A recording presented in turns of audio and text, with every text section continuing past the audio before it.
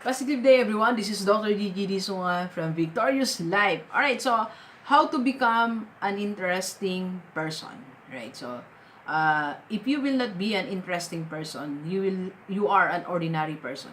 And if you are an ordinary person, you are you have an ordinary or average life or average income. You should become an interesting person. Okay? That should be your target this 2019. How are you or how can you become an interesting person? Or let's start with why you should be an interesting person. You should be an interesting person to increase your network, to attract people. You have to attract people because people are similar to opportunities. The more people you are attracting, the more opportunities you are attracting. So you have to attract more people. The more people you can attract, the more opportunity are coming your way, right? So the secret there on how to attract people is become an interesting person. Be an interesting person. Don't be just an ordinary person. So how are you going to do that? Number one, be smart or be trendy, right? So be an interesting person. Don't just wear black and white suit, the ordinary one, the black slacks, the white inner, long sleeve. So be trendy, right? So try to wear different socks. Like one of our speakers last December, he's wearing what's that? Iconic socks, right? So be trendy. You are becoming an interesting person if you know if you wear trendy clothes or dress, right? So second, be how to become interesting. Second is use high sounding words. Use words that they never heard before, but make sure you use it fluently. You use it the right way.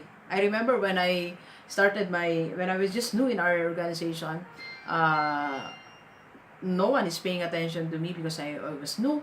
So there was a time that we had our something like strategic planning. So I was in one group, then they asked me to present. So I presented our output. Then I used the word microcosm. This word, started, giving fame.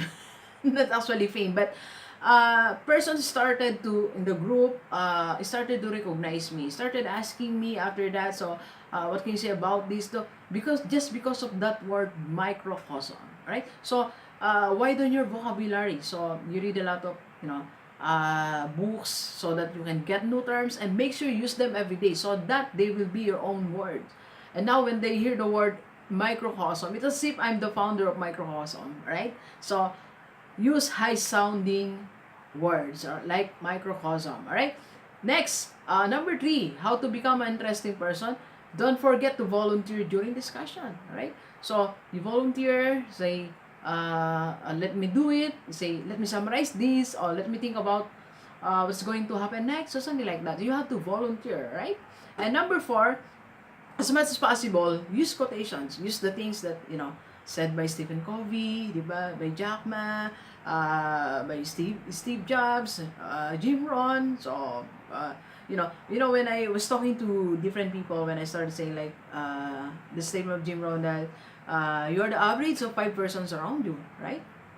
And if you are doing the same thing every day for the next 5 years, you'll have the same life. So it's as if I'm super intelligent when I'm saying those quotations. Alright? So you just say according to, it's because when you are saying quotations, it's something like you have a fountain of quotes, and you are reading a lot, you are well versed to that area. Alright? So number five, right? So to become interesting, mention big names, right? What I've told you before, you mentioned Alibaba, Jack Ma from Alibaba.com, Jeff Bezos from Amazon.com, di ba? So something like that, alright? So in that manner, you become interesting. So how to become interesting? Number one, be trendy, use high-sounding words, don't forget to volunteer during discussion, use quotations, and mention big names, right?